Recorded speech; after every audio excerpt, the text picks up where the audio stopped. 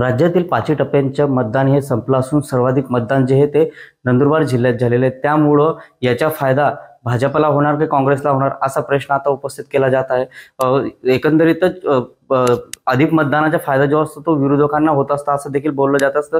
त्यामुळे आपल्यासोबत बोलण्यासाठी राज्याचे माजी आदिवासी विकास मंत्री के.सी. पाडवी आपल्यासोबत आहे। सर्वाधिक मतदान जे हे नंदुरबार जिल्ह्यात झालेले आहे याचा फायदा नेमकं कोणाला होणार काय वाटतं आपल्याला?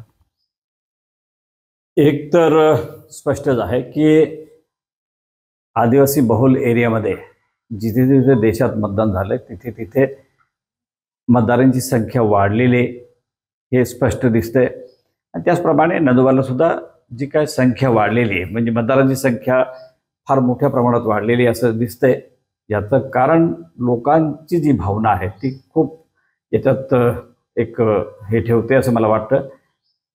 लोकांची भावना जी आहे ती त्यातनं व्यक्त होते आणि ती लोकांची भावना आहे त्यामुळे मतदानावर निश्चितपणे परिणाम दिसतोय। उनका बैकअप सिर्फ कल तक और हमारा चांद तक। हमारा नेता कैसा हो जो नॉन स्टॉप बैकअप दे वैसा हो। अब की बार वी गॉट इन्वर्टर बैटरी का चमत्कार। सर पण भाजपने आपली पूर्ण ताकद जी आहे ती पणाला लावली होती। देशाचे पंतप्रधान सारखे व्यक्तींनी येऊन सभा घेतली होती त्यामुळे याचा फायदा भाजपला होईल का असं आपल्याला वाटतं का?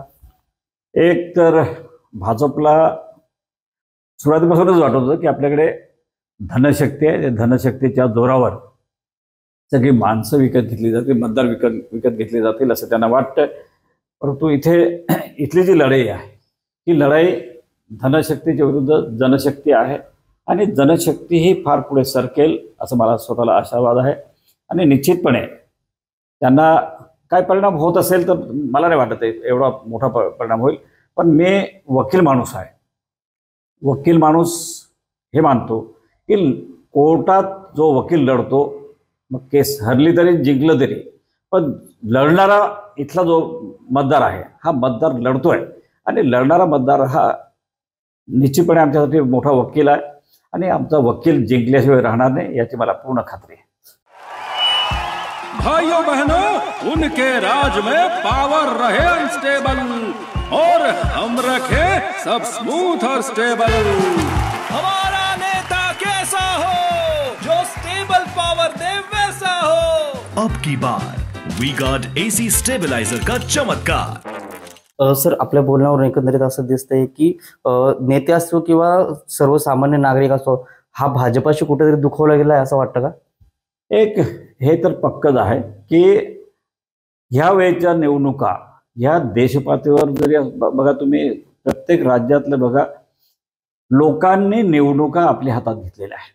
मग त्यात कार्यकर्ते नेते कार्यकर्त्यांनी भरभरूनच काम केलंय पण नेत्यांनी कुठली भूमिका घ्यावी यापेक्षा जनतेने ही निवडणूक ताब्यात घेतली आणि जनतेचा तो कौल आहे। जनतेमध्ये आक्रोश असेल, देशपातळीवरचा असेल, राज्यातला असेल, इथला मतदारसंघातला असेल, परंतु लोकांनी ही निवडणूक ताब्यात घेतल्यामुळे लोकांना आम्ही सॅल्यूट करतो, त्यांना वंदन करतो। लोकांचं प्रेम याच्यातून व्यक्त होतं। लोकांनी जी मेहनत घेतली त्याला कुठेही आम्ही तडा जाऊ देणार नाही आणि निश्चितपणे जनतेने जे काही निर्णय घेतला आहे त्याचं आम्ही स्वागत करतो आणि ते स्वागत आपल्याला 4 तारखेला पाहायला मिळेल। सर नंदुरबार जिल्हा हा पारंपरिक काँग्रेसचा बालेकिल्ला आहे।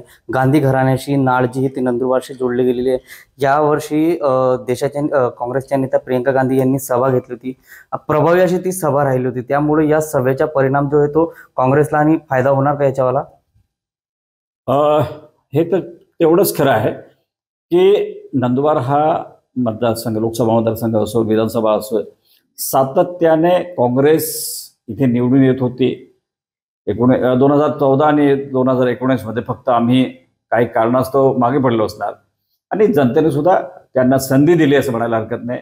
सन्माननीय देशाचे पंतप्रधान यांचा करिश्मा होता असं म्हणतात आणि मग तो शहरात आणि इकडे तिकडे दिसून आला। 2 वेळा त्यांना निवडून दिलं, त्यांनी देश सांभाळायला दिला, तो देश त्यांना सांभाळता आला नाही। आणि मग आता यावेळेला प्रियंका गांधी आल्या हे तर तेवढंच खरं आहे पण त्याही अगोदर भारत जोडो न्याय यात्रेच्या वेळेला राहुलजी इथे येऊन गेले, त्याही वेळेला आम्ही छोटा कार्यक्रम करावा असं चाललं होतं। मंडप छोटा बनवत होतो, ते मंडपच्या बाहेर पब्लिक गेली।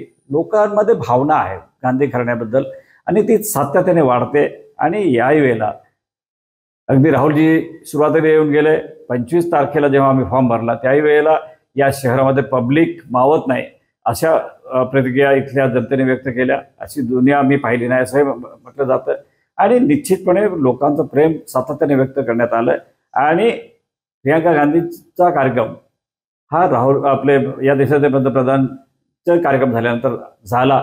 एका दिवसाचा कार्यक्रम होता तरी पब्लिक दुसरी इंग्रजी म्हणून पाहायला आले. आणि त्यांनी जी काही याचीच आठवण करून द्यावी, जसं काही खानबाऱ्याला जी जाहीर सभा इंग्रजींची झाली होती, मोठी इतिहासात सर्वात मोठी जाहीर सभा जर कुठली असेल तर ती खानबारीची आहे.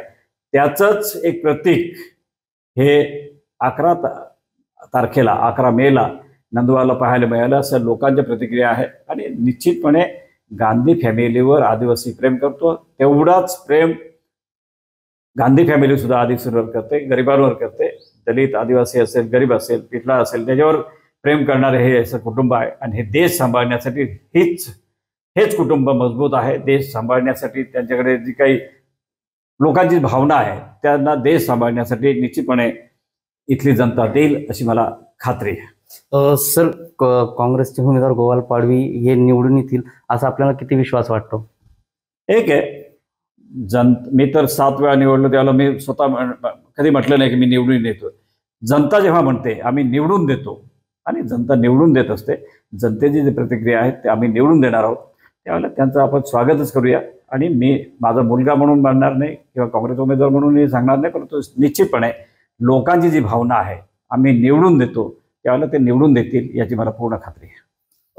निश्चितच धन्यवाद. ही जी नंदुरबार लोकसभेची जी निवडणूक होती ती जनशक्ती विरुद्ध धनशक्ती अशी ही निवडणूक झाली. आणि नंदुरबार लोकसभा निवडणूक जी आहे ती लोकांनी आपल्या हातात घेतली होती, त्यामुळं काँग्रेसचा विजय होणार असा विश्वास जो आहे तो केसी पाडवी यांनी व्यक्त केला आहे. जितेंद्र बैसाने, TVN मराठी, नंदुरबार.